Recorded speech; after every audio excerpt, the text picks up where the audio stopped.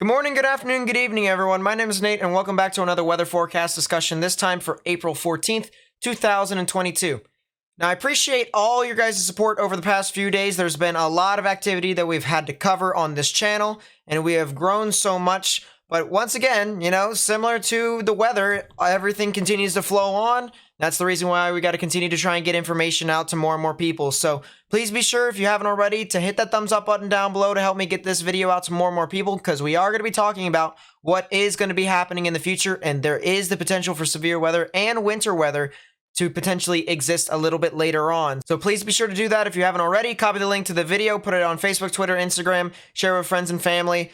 And yeah, let's get straight to it here. I want to start with the simulated radar here, just so that you guys can kind of get a general idea as to what could potentially be happening over the next few days. We do have some localized severe risks across the board here, but it's not really all too significant. So we'll just intermittently, mention it as this continues to move on through. But as of right now, we still have at least the remnants of our blizzard starting to move on through into the upper northern plains, as well as the prairies of Canada. That is still going to give you guys a lot of snow over there. But then as this continues to progress in towards the Friday afternoon, Friday evening stages, there is going to be an instance for some severe weather to exist over here into portions of Oklahoma, Arkansas, Missouri, and Kansas. And as a matter of fact, the Storm Prediction Center has issued a 2 out of 5 on the severe weather scale for some of these areas. And you can see how this starts to increase here with the risk as this continues to move on through into the latter stages of the late afternoon into the evening, where you have showers and thunderstorms over here in portions of southern Missouri. Let's just zoom in on that a little bit more, and you can see how widespread the coverage is here as this continues to move off towards the east.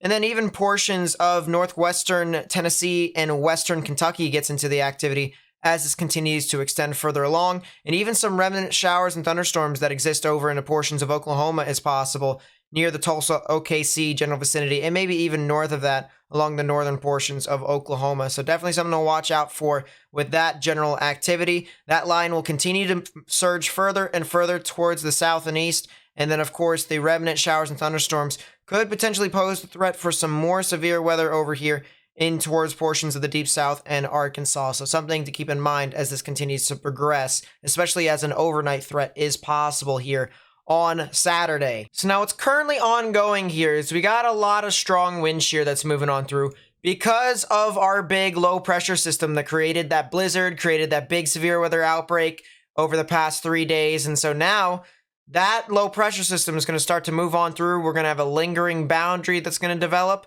and that's going to create our severe weather there for tomorrow, which would be Friday.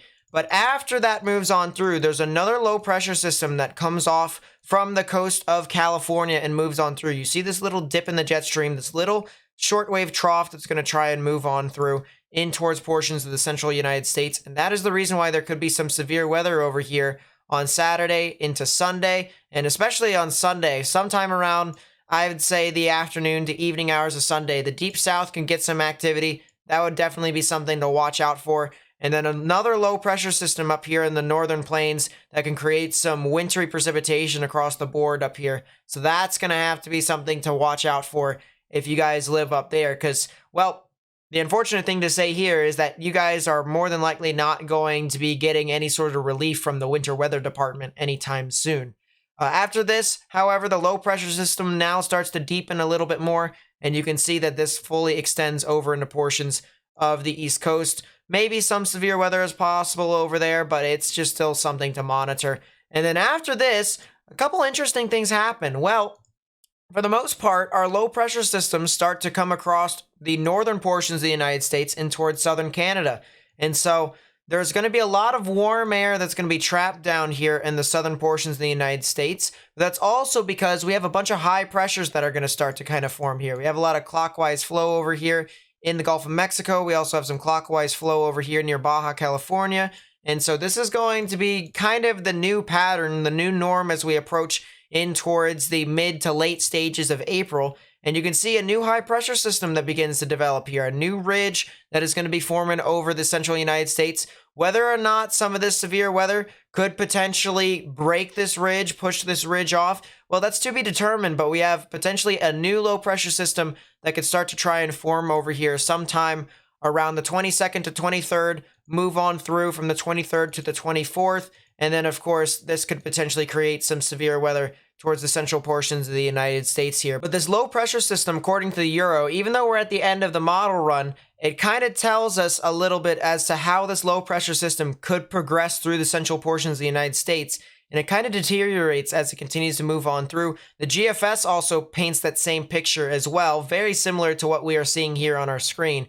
So that's just something to keep in mind. We have our new severe weather system that's going to be towards the end of this weekend in towards the beginning of next week. And then we're going to also have something at the end of the following weekend, sometime around the 22nd, 23rd, and 24th, that could move across the central portions of the United States. So what about the moisture content? What is available over here? Because, well, if you don't have moisture, what good is your showers and thunderstorms? Let's try and see what actually happens here. And the thing of it is that you're going to see a lot of these yellows and oranges that indicate about 60-degree dew points or above. And that's typically what you want for severe weather. You might even get a little bit less than that. Maybe 55-degree dew points is possible. But you can see here on Friday, we do actually have some moisture return across some of the areas here of the Ozarks down into the southern plains and maybe even the deep south. That'll continue to progress over in towards Saturday, where you can see some more moisture continue to just linger around, and the potential for some severe weather is possible across portions of central to eastern Texas, in towards portions of Louisiana, and maybe even the deep south, to where this could eventually just push on through and you get your boundary that starts to create your severe weather that'll elongate all the way into the beginning of next week. Now, after that, there isn't really a whole lot of moisture that starts to return here until we get towards the middle of this coming week here on Wednesday. On Wednesday, potentially some severe weather here on the 20th is possible, and then this could continue to elongate as more moisture continues to kind of reside because of that high pressure system that is basically, over this entire area. There isn't a lot of severe weather characteristics within this, current time period. The new low pressure system is going to start to move on through, and it will more than likely take advantage of some of this moisture that is out in front of the actual low pressure system. So once again, sometime around the 22nd, 23rd, 24th, there could potentially be a new severe weather event that could happen somewhere in the central United States. So what does this look like with the simulated radar? Well, let's play it out here. We see our low pressure system start to continue to move on through towards the north and east into portions of the Hudson Bay in Canada. And then we get our new low pressure system that's going to start to kind of move on through here. Look at this. A lot of rain and snow across portions of the Sierras in towards portions of Oregon and maybe even some areas of the Rockies. That'll continue to elongate, and you see our low pressure system now creating snow for the north and severe weather for the south. So that'll be something to watch out for on Sunday. And then, of course, this will progress. Maybe even some snow over here for portions of the Great Lakes into the northeast is possible here, according to the Euro. Although the Euro typically is a bit cold bias, so I wouldn't be surprised if the snow actually recedes a little bit further north. But I wouldn't be surprised if some areas here in the higher elevations get some snow over here on Monday night. And that'll continue to progress to where a new surface low pressure system forms over here along the East Coast, creating a lot of strong damaging winds for areas over here near New England, as well as areas along the I-95 corridor, ranging from the Delmarva Peninsula and Washington, D.C., to as far north as Boston, and even up into portions of Maine, to where there could, I'm not saying that this is exactly going to happen, but according to this model run, could potentially have a nor'easter up in the northeast. So that'll be something to watch out for.